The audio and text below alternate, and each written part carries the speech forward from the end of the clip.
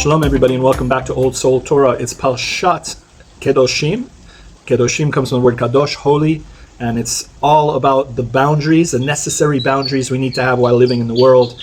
Anything that exceeds or trespasses along those boundary lines into a forbidden zone, there is no blessing in that. Anything that stays within the parameters, within the boundaries of Kedusha, the right way of living as outlined in this week's Parsha, maintains the blessing. Meaning, if blessing comes to you, you hold on to it. It comes to you. It's a way to guard your light and to increase your light.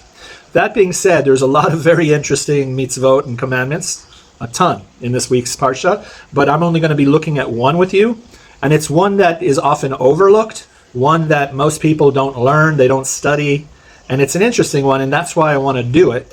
And in Hebrew, I'm going to say the Hebrew and then translate into English.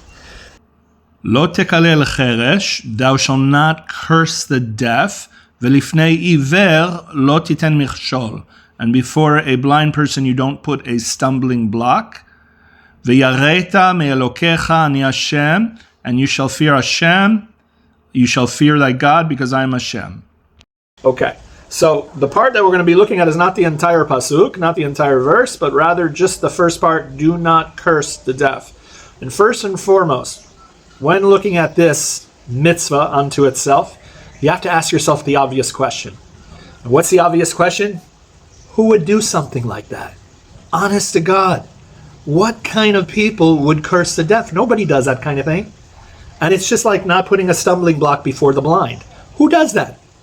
You see a blind man walking, you don't come and put an impediment, an obstacle in his path so that he will intentionally fall. So to answer that question, who would do that? Evil people would do that. But we need to look beyond the pshat, because this pshat means the simple, literal understanding of this verse. It's obvious that it's symbolic. Nobody puts a stumbling block to trip a blind person. But there are a lot of people who are scammers out there and will take advantage of others who are blind, meaning less knowledgeable, in order to scam them, in order to benefit from them.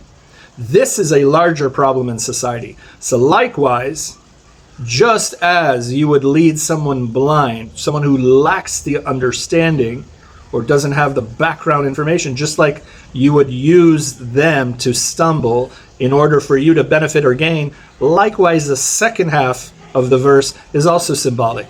Cursing the deaf. Who curses the deaf? Most people don't. That's really, really, really, really low. But there are a lot of people who will curse, and someone who's close to us, that when we give them advice or guidance, it falls on deaf ears.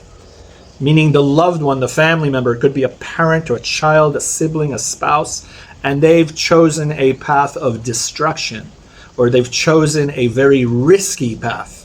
And you warn them, but they do not heed your advice. This is what the Torah can possibly be talking about on a symbolic level.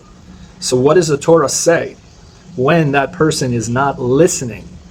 When your advice goes on deaf ears? When they're so stubborn, they cannot hear you, they don't want to hear you. So what do? The Torah says, don't curse them. Why shouldn't we curse them? Okay, so first and foremost, before we answer that question, we need to look at some classical commentaries on why this is even a mitzvah. Because the rabbis do raise questions. Why is this even a commandment not to curse the deaf? It doesn't make sense because the deaf will never hear you. Okay, so we're backtracking to a general understanding of this commandment. There's not going to be any consequences, because even if you do curse, it is never heard. So how is it possible that it's a sin? And the Torah, the chidush, the new understanding, the new realization, what this mitzvah is trying to convey to us, is that even if nobody hears you, even if there's no consequences, when you do something in private and you are your own private audience, you're the only one listening, it's still a sin. It's still a sin. So what the Torah is trying to say is who you are when no one's looking still matters. Who you are when nobody notices and there's no consequences, what you do in your own private life, it still matters. Why? Because it affects who? Affects you. Your cursing leads to a toxic environment in yourself. You are supposed to be the sanctuary of God's presence in your life. What kind of divine presence wants to rest in an environment that is desecrated with curses, anger, and resentment? You understand? So the one you're sinning against is yourself.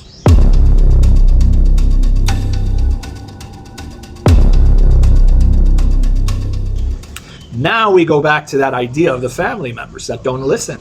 What is the advice that the Torah gives is don't curse them. Just take a step back. And most of all, don't always blame it on yourself. If there's something you could have done better, there's always a chance to change. Always. But the Torah also comes to teach us that you can have a family like Abraham and Sarah as parents, and you'll still have an Ishmael. You can have a Yitzchak and a Rivka. You can have a patriarch and matriarch as your parents who give birth to this beautiful gem of a soul called Yaakov, Jacob, who is our great ancestor, renamed Israel. But he has a twin brother, and he's a Rasha, he's a wicked one, Esav. And so is that always the parents' fault? And the answer is no. Sometimes a soul comes into the world to learn its own lessons. Sometimes a soul has its own lesson plan, its own curriculum, and maybe they're majoring in another area of life. And you can't get in the way of that growth. And sometimes mistakes is the only way they will learn. So if mistakes are the only way they are going to learn, don't retard their growth. Don't interfere. Sometimes the greatest lessons they will ever learn will come through mistakes. And so we're not supposed to get involved and sabotage each other's soul curriculum. The soul is in here, in this world for tikkun. And sometimes you need to understand that. And that can include our loved ones. So the problem is, friends, is why people are not getting it the way you get it. They're not seeing what you see. They don't realize what you come to realize. And that is because your soul, your neshama, has its own timeline. Its own timeline for getting it. Its own timeline for growth. And what might take you a week to get might take others 10 years.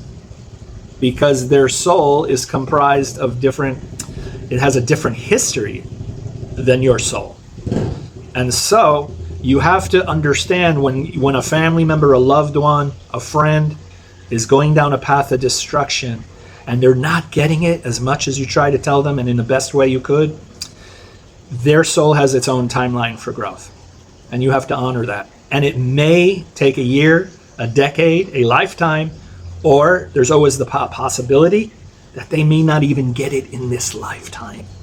They might actually have to come back again and again and again until they get it, until the lesson is learned. So the Torah wants to protect you by saying, don't indulge in resentment and hurt, especially if this person's already abused you. So now you're going to go and abuse yourself, especially when this person already hurt you. So now you're going to continue hurting yourself. It's very, very, very interesting because we do that all the time to ourselves. So if anything, the Torah is saying, don't be robbed again and again of your peace and your connection with Hashem. Just take a distance, detach, and pray. Pray for the best. Pray for the best outcome for this person, that they should finally get it, that Hashem should open their eyes, they should finally see. But in case they don't, respect that they have their own personal covenant with the Almighty, and they have their own reasons for doing what they do, and you've done your best to guide them. So all you can do is really state to this person that you object to the choices they've made, but always leave a door open, because at the end of the day, they're family. But if they're destructive, as Esav was, as many of the biblical families, almost every biblical family had a wicked child, then you just have to pray for the best outcome, but inevitably they have their own path to forge.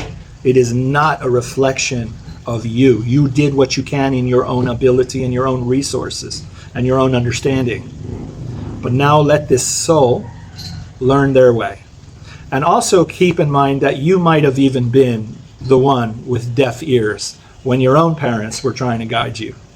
But you came out okay, didn't you? Anyways, friends, God bless. May you have peace and clarity and wisdom and orientation to navigate through this complex maze called a human journey. God bless.